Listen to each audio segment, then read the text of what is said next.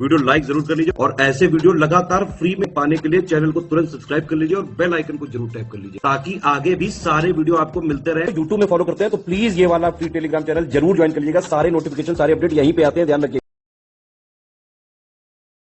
Hello everyone, welcome you all to study for civil services. और आज की हमारी डेट 1 दिसंबर है।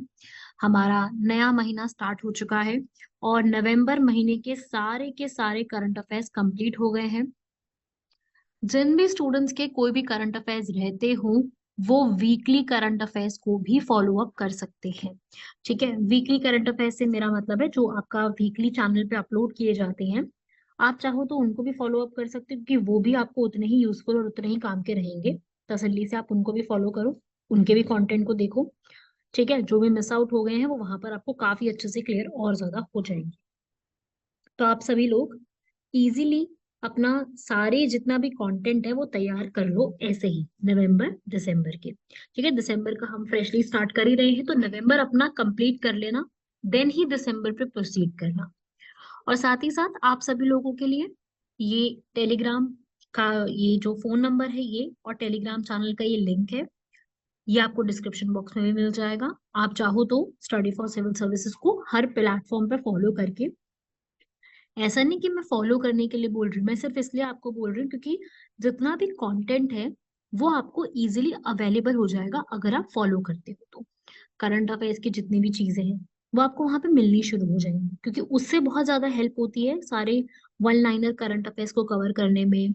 ठीक है, तो वो उसको आपको हेल्प काफी ज्यादा हो जाएगी, तो आप वो चीज कर सकते हो। ठीक है, फॉलो अप करने के लिए। बाकी ये है हमारे इम्पोर्टेंट आर्टिकल। सबसे पहला, मीराबाई जन्मोत्सव, कंबाला, एमजी नरेगा का ऑडिट, COP 28 जो कि अब स्टार्ट हो ही चुका है, फिर है इंडिया में सॉल्ट की कंजम्पशन। तो ये है हमारे इंपॉर्टेंट 5 आर्टिकल्स जिसमें सबसे पहला है मीराबाई जन्मोत्सव। क्योंकि अभी हाल फिलहाल में ही हमारे जो प्राइम मिनिस्टर हैं उन्होंने इसमें पूरे में पार्टिसिपेट किया है। आप सभी लोग जानते हैं मीराबाई के बारे में, भक्ति संत उनको बोला जाता है, उनकी वहां पे पूरी लाइफ दिखाई गई है ताकि सभी लोगों को इंस्पिरेशन मिल सके इस इवेंट में। तो इसका पूरा इंपॉर्टेंस यही है। मीराबाई जो कि कृष्ण भक्त सबसे बड़ी कही जाती है, असल में उनका जो जन्म है वो एक राजपूत रॉयल फैमिली में हुआ था, राजस्थान में। राजस्थान और मेरता में उन्होंने अपना पूरा जो बचपन है वो बिताया था। उसके बाद उनकी जो कहानियां हैं, उनकी जो पूरी सारी चीजें हैं वो आगे बढ़ने लगी। तो मीराबाई एक पोएट है, मिस्टिक है और संत मीराबाई के नाम से जानी जाती है। इनकी जो मृत्यु हुई थी वो गुजरात के द्वारका में हुई थी। इनकी शादी हुई थी भोजराज सिंह सिसोदिया से।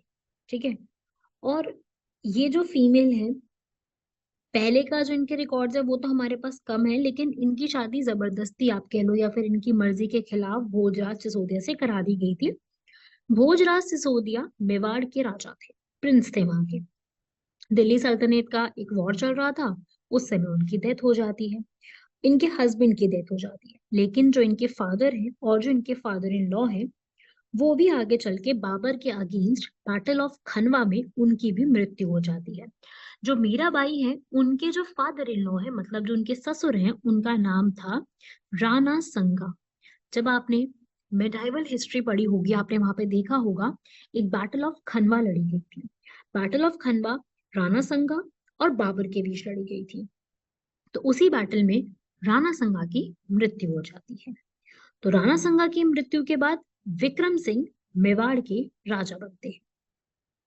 ठीक है, और ऐसा बोला गया था कि उनको, मीराबाई को जो है एक जहर का दूध दिया गया था, उनको एक फ्लावर्स की बास्केट की जगह स्नेक की बास्केट दी गई थी। तो उनके ऊपर काफी सारी ये चीजें कही गई हैं।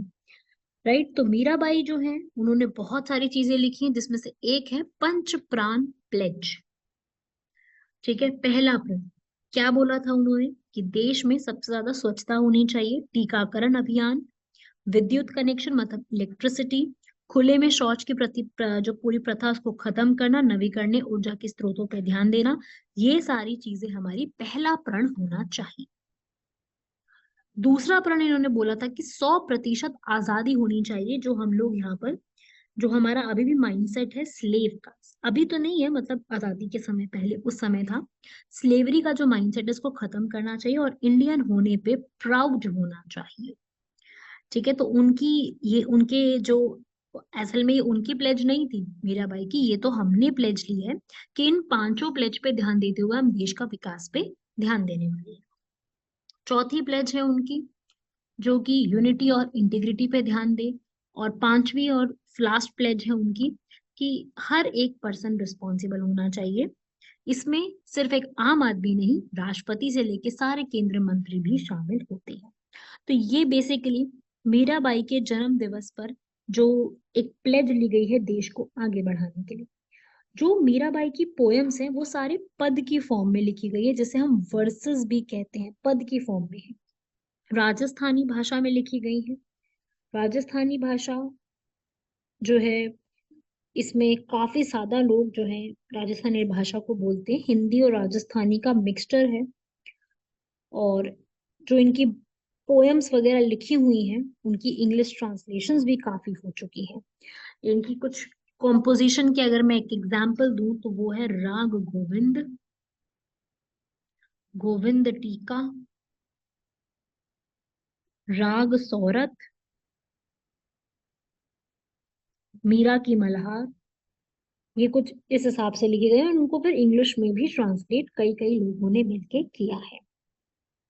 राइट, तो ये मीराबाई के बारे में कुछ इंपॉर्टेंट फैक्ट्स थे जो हमें पता होने चाहिए, क्योंकि एग्जाम में प्रीलिम्स में भी मीराबाई पे कोई ना कोई सवाल बन सकता है। ठीक है, ये जितना भी स्टोरी मैंने आपको बताई है मीराबाई की, ये आपको एग्जाम के लिए याद रखनी है कि इनसे भी सवाल बनते हैं, क्योंकि मीरा महोत्सव ये मनाया जाता है। ठीक है, और और भी है, मतलब अगर मैं संत की बात करूँ तो सूरदास, शंकरदास, नामदेव, एकनाथ, तुकाराम, ज्ञानेश्वर, दादू दयाल, वल्लभाचार्य, माधवाचार्य, कबीर, रामानुजन, चैतन्य महाप्रभु, गुरु नानक देव, खूब है। लेकिन ये जो मैं बता रही हूँ ये आपको याद रखने हैं। गुरु नानक देव के बारे में मैंने नवंबर मंथ के जो लास्ट करंट अफेयर्स हैं उसमें पूरा एक्सप्लेन किया है, उसमें सारा कुछ गुरु नानक देव के बारे में, उनकी टीचिंग्स के बारे में एक्सप्लेन किया, आप वो भी फॉलो कर सकते हो। मीराबाई की कॉम्पोजिशन याद रहेगी आप लोगों को। मीराबाई जो लिखती थी वो राजस्थानी और साथ ही साथ ब्रज भाषा में भी लिखती थी। राजस्थान के साथ साथ ब्रज भाषा भी उन्होंने काफी ज्यादा उपयोग में रखी है। ठीक है, और इस पूरे में मीरा महोत्सव में शरद पूर्णिमा के दिन, जिस दिन मीराबाई का जन्म हुआ था, उस दिन मीरा महोत्सव मनाया जाता है चित्तौरागढ़ जैसे इलाकों में, जहाँ पे पूजा, डांस करना, महोत्सव के रूप में एक मेला लगना, ये सब चीजें खूब ज्यादा की जाती हैं। तो यही बात मीरा महोत्सव के लिए आपको दिमाग में रखनी है कि ऐसी सब चीजें की जाती हैं, कौन से इलाके में की जाती है और मीराबाई का क्या यहाँ पर संदेश है। उनसे जुड़ा हुआ हमने पंच प्राण कौन से लिए हैं, पांच ऐसे प्रण, प्राण मतलब प्रण, यहाँ पर ऐसे कौन से शपथ ली है, वो सारा भी आपको एकदम दिमाग में फिट होना चाहिए। अगला आता है यहाँ पर कंबाला की एक रेस। अब जैसे आपने जलीकट्टू सुना है, आप सभी लोगों ने बहुत अच्छे से सुना है, एक जलीकट्टू का भी एक ट्रेडिशन होता है जो कि तमिलनाडु में किया जाता है। इसी प्रकार से एक कर्नाटका में भी बफेलो की एक रेस होती है जिसे कहते हैं कंबाला। बहुत पुरानी एक प्रथा है, सदियों पुरानी है। और ये जो दौड़ है ये 25 से 26 नवंबर के बीच में हुई थी। पॉलिटिकली लोगों ने इस पे भी बात करी है कि भाई ये जो हम करते हैं ये तो एनिमल के साथ क्रूअल्टी है, ये क्रूरता है हमारे पशुओं के साथ, तो इस प्रकार की क्रूरता को बर्दाश्त नहीं करना चाहिए। कंबाला असल में एक बफेलो रेस है जो कि कर्नाटका के इलाकों में की जाती है नवंबर से मार्च के बीच में। जो कर्नाटका के सबसे इंपॉर्टेंट इलाके हैं उडुपी और दक्षिण कन्नड़, वहां पे सबसे ज्यादा की जाती है। तुलवा के लोग वहां पर उसको स्पॉन्सर करते हैं और ये इस तरीके से प्रैक्टिस की जाती है। तो कंबाला हमारे लिए इम्पोर्टेंट है, जैसे आप लोगों ने जलीकट्टू पढ़ा है उसी प्रकार से कंबाला भी उतना ही इम्पोर्टेंट है, दोनों का आपस में मेल है।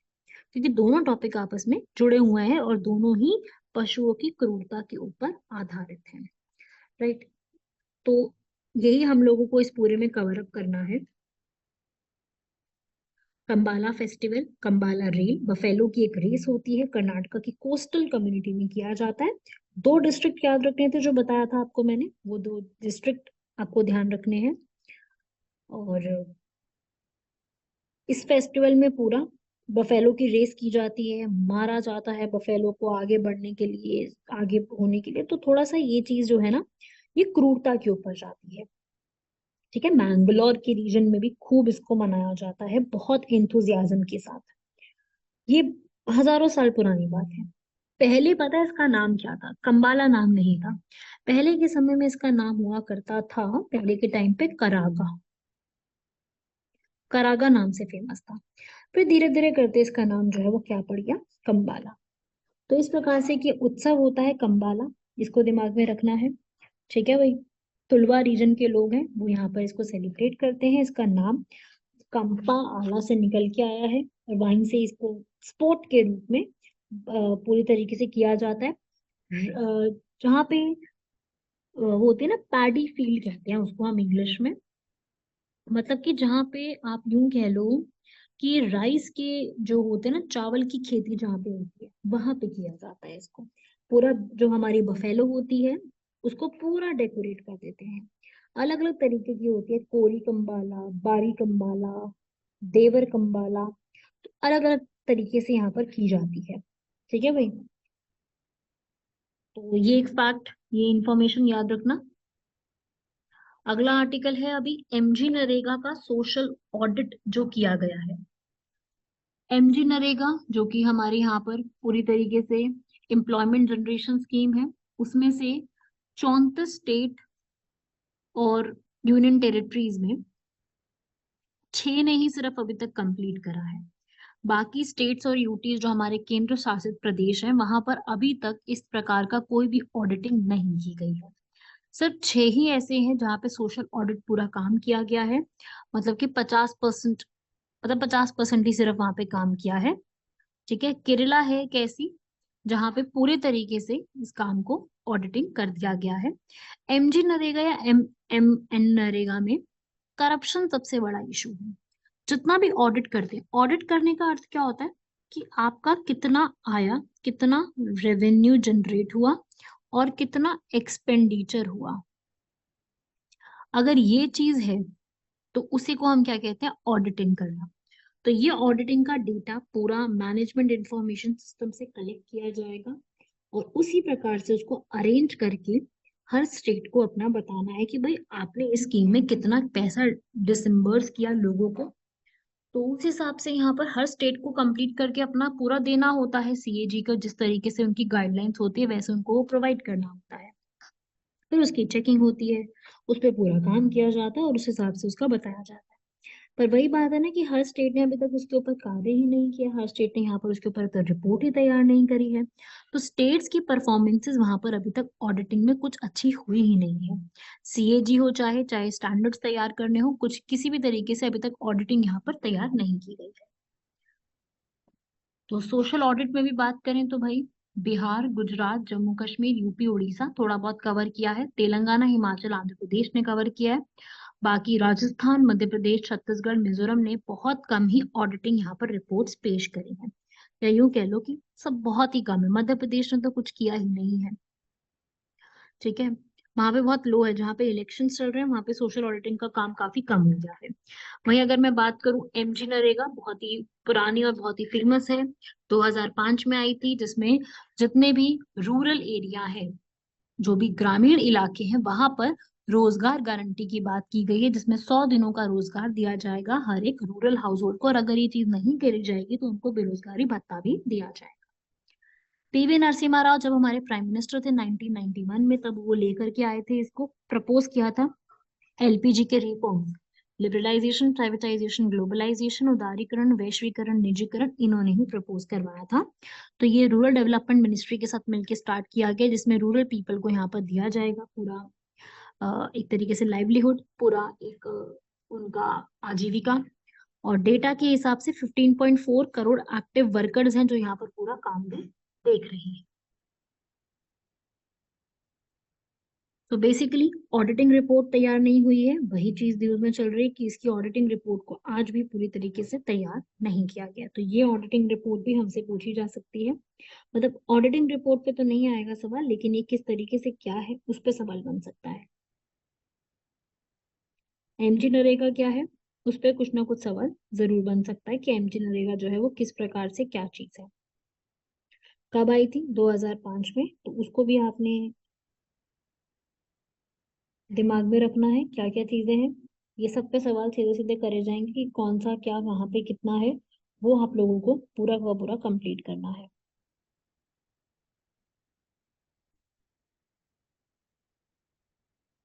अगला आर्टिकल आता है भाई COP 28, क्योंकि COP 28 भी आप सभी लोग जानते हैं अभी UAE दुबई में किया गया है, जिसमें यही बोला गया है कि 2023 का साल कंप्लीट होने को आ रहा है, उसमें जो हमारे टेम्परेचर है वो 1.5 डिग्री सेल्सियस से ऊपर गए हैं 38 डेज तक। तो वही है, अर्थ का जो पूरा क्लाइमेट है वो यहाँ पर अज्ञात क्षेत्र और जो हम लोगों ने टेम्परेचर डिसाइड किया है वहां पे नहीं आ रहा है। सबसे गर्म अक्टूबर जो है वो यहाँ पर देखा गया है। कार्बन डाइऑक्साइड के एमिशंस खूब देखने को मिले हैं, और ये एक तरीके की एक नई थ्योरी आई है, पढ़ेंगे नाम यहाँ पर, CBDRRC, common but differentiated responsibility and related capacities. मतलब कि सबका कॉमन है लेकिन तरीका सबका काम करने का अलग है, रिस्पॉन्सिबिलिटी सबके ऊपर बराबर है। जो भी यहाँ पर जो भी उत्तरदायित्व है आपका, जो भी आपकी यहाँ पर काम करना है वो पूरी तरीके से बराबर रहेगा, सभी को यहाँ पर काम करना होगा क्लाइमेट चेंज के ऊपर। जो भी ग्रीन हाउस गैसेस का एमिशंस होता है, मिटिगेशन उसकी होती है, वो सब कुछ हमको बराबर ही देखना पड़ेगा।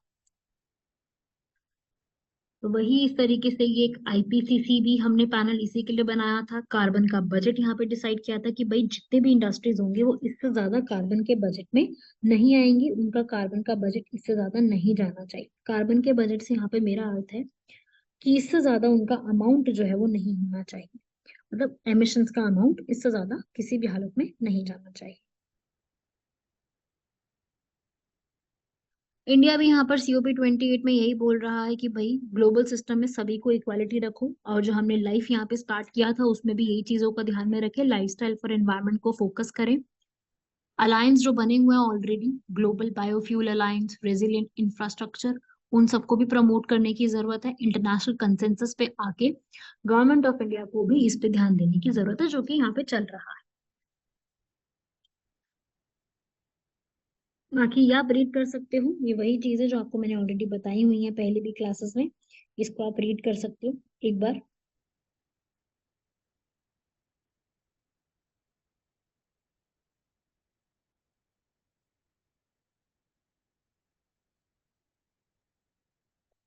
राइट एवरीवन, रीड कर लिया। चलिए, अब आता है सॉल्ट कंजम्पशन इंडिया में। इंडिया में सॉल्ट कंजम्पशन का क्या रेट या फिर क्या अमाउंट किस तरीके से चल रहा है। इंडिया में जो सॉल्ट का इंटेक है वो 8.0 ग्राम, 9 ग्राम पर डे मेन के लिए है, 6.2 ग्राम पर डे विमेन के लिए है। तो सॉल्ट इंटेक मेन में ज्यादा है रूरल एरियाज में।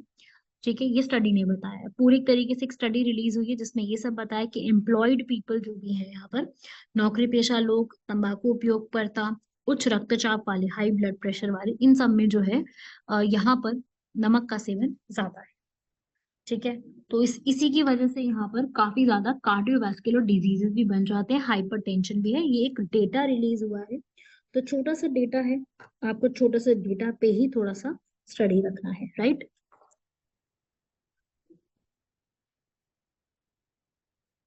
आते हैं हम लोग आज के क्वेश्चंस के ऊपर। फर्स्ट क्वेश्चन जुडिशरी के ऊपर है, हमारी न्यायपालिका के ऊपर। सुप्रीम कोर्ट हमारी सबसे बड़ी यहाँ पर फाइनल कोर्ट ऑफ अपील है, कॉन्स्टिट्यूशन के हिसाब से बिल्कुल सही है। सुप्रीम कोर्ट का आर्टिकल 124 से लेकर 147 तक, हमारे संविधान के 124 में सुप्रीम कोर्ट से लेके पूरा 147 तक दिया गया, क्योंकि 148 आगे CAG इस पे शुरू हो जाता है, कंट्रोलर एंड ऑडिटर जनरल पर। और 123 तक, मतलब इससे पहले जो है वो पूरा पार्लियामेंट चल रहा है। 123 वैसे पार्लियामेंट नहीं है, वो अध्यादेश जारी करने की पावर है हमारे प्रेसिडेंट की, ordinance making power of president 123। लेकिन 124 से पूरा आगे है। सीजीआई हमारे प्रेसिडेंट अपॉइंट करते हैं, बिल्कुल सही बात है। और थर्ड स्टेटमेंट तो गलत हो गई कि हमारी भारत की जो जुडिशरी है, न्यायपालिका, वो स्वतंत्र ही नहीं है, सरकार के अधीन है या सरकार के नियंत्रित है। अगर ऐसा हो गया तो फिर इस जुडिशरी का काम ही क्या रह गया, जस्टिस तो दे ही नहीं पाएंगे ना अगर ये स्टेटमेंट ठीक हो गई तो ये स्टेटमेंट तो बिल्कुल गलत हो जाएगी। हाँ, फर्स्ट और सेकंड स्टेटमेंट बिल्कुल सही लिखी हुई है, वो आप पढ़ सकते हो। तो करेक्ट स्टेटमेंट ही पूछी जा रही है हमसे।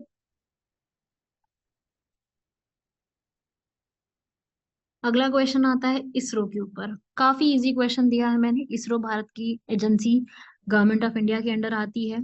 और इंडिया ने अपनी पहली सैटेलाइट जो है वो कौन सी बनाई है? आर्यभट्ट। ये तो आप सभी लोगों ने सुना ही होगा इसरो के बारे में, या आप लोगों ने जब भी अपनी स्टडी करी होगी कभी ना कभी, ये सब के बारे में आपने कहीं ना कहीं पढ़ा होगा कि रिसर्च वर्क के काम के लिए, स्पेस के काम के लिए हमारे पास यही है। और ये कौन सी ऑर्गेनाइजेशन के अंडर आता है? डिपार्टमेंट ऑफ स्पेस, ठीक है। और ये टोटल जो डिपार्टमेंट है ये प्राइम मिनिस्टर के अंडर आता है, ठीक है। ये प्राइम मिनिस्टर के अंदर है। भारतीय अंतरिक्ष अनुसंधान संगठन 15 अगस्त को बना था, 1969 में बना था।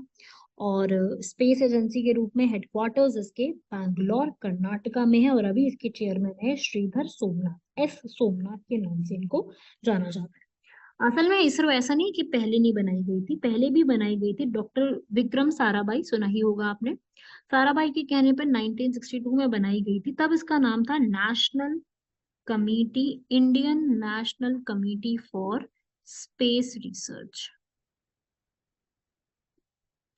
इनको स्पार, इस नाम से थी, राइट। बाद में नाम इसरो हो जाता है। तो ये तीनों स्टेटमेंट ठीक लिखी हुई है। पहली जो इसरो की सैटेलाइट थी हमारी, आर्यभट्ट के नाम से वो यहाँ बनाई गई थी, सोवियत यूनियन ने लॉन्च किया था उसको। और हम लोगों ने मार्स ऑर्बिटर मिशन, मॉम के नाम से, मूवी देखी है भाई मिशन मंगल? नहीं देखी तो देखना, उसमें आपको ये पूरे मिशन के बारे में काफी अच्छे से बताया गया। मैं वैसे तो बहुत ज्यादा मूवीज का सपोर्ट नहीं करती कि स्टूडेंट्स देखें और ऐसा है, लेकिन कुछ मूवीज है जो आपकी थोड़ी नॉलेज अपग्रेड कर सकते हैं, जो थोड़ा बहुत आपको पहले से पता होना चाहिए। तो बुराई नहीं है उस चीज में, अगर आप थोड़ी नॉलेज अपग्रेड करके देखेंगे तो बिल्कुल बुराई नहीं है उस चीज में, आप देख सकते हैं उसको। तो नॉलेज ही गेन होगी, राइट, उससे। तो वो आप बिल्कुल देख के अपनी नॉलेज को अपडेट भी कर सकते हो, राइट। तो अपना ये वाला जो पूरा एक कंप्लीट कर लो, यहाँ तक पूरा जितने भी कराया है। कोई भी डाउट है तो बताओ, और यार कमेंट करो। आप लोग ना बिल्कुल भी आप कमेंट नहीं करते, देखते तो हैं स्टूडेंट्स वीडियो को, पर कमेंट आप लोग यहाँ पर करना भूल गए हो थोड़ा सा भी। तो जरा आप लोग थोड़ा कमेंट वगैरह भी करिए वीडियो पर, ताकि हम लोगों को भी पता चले कि आप लोगों को यहाँ पे क्लियर हो रहा है, यहाँ पर आपको जो है चीजों को समझ में आ रहा है, ठीक है। और कोई भी सुधार करना है तो वो भी आप वीडियो पे मुझे बता सकते हैं, लाइक वीडियो पे कमेंट कीजिए और बताइए कि भाई मैम ऐसे कर लो या मैम वैसे कर लो, ठीक है। तो हम लोग जो भी उसका सुधार का सही होगा बिल्कुल उस सुधार को मान के अपने वीडियोस में लेकर के आएंगे उसको, ताकि हम लोग भी इजीली आपके लिए ज्यादा से ज्यादा वीडियोस कर सकें। वीडियोस तो फ्री ही है, आपके लिए सारी वीडियोस फ्री है। बस उसमें कुछ सुधार है या कुछ है, आपको तो क्या ही करना है, आपको तो बस एक कमेंट ही करना है। आप कमेंट में, आपको अगर इस वीडियो से हेल्प मिली है, समझ में आया है, क्लियर हुई हैं चीजें, तो थैंक यू ही तो लिखना है। छोटी सी चीज है, थैंक यू लिख दो एक बार, हमको भी अच्छा लगेगा, ठीक है। तो ये छोटी छोटी सी चीजें हैं, जरूर करिए। और ये हो जाए तो बिल्कुल मुझको बताइए जरा कि आप ये कर पा रहे हैं। और बाकी आज का क्वेश्चन देख लो। इंडिया की एक्सपोर्ट पॉलिसी है, ये मैंने लास्ट क्लास में बताया था पूरा। तो भारत का पूरा जो निर्यात का क्षेत्र है, निर्यात की जो नीति है वो आपको समझानी है कि निर्यात नीति का क्या है, मतलब एनालाइज करना है। सिंपल सिंपल नहीं लिख देना, पूरा एनालाइज करके लिखना है। और एनालाइज से मेरा मतलब है कि आपको उसके पॉजिटिव पॉइंट्स और नेगेटिव पॉइंट्स सब एक्सप्लेन करने हैं, ये पूरा का पूरा एक्सप्लेन करते हुए चलना है, ठीक है। तो आप ये पूरी वीडियो को ऐसे अपना कंप्लीट करो, एक बार पढ़ो, सारे सारे नोट्स बनाओ अपने। मिलते हैं आप सभी लोगों से अगले लेक्चर में, और आपके कमेंट्स का मुझे इंतजार रहेगा। धन्यवाद, शुक्रिया, जय हिंद।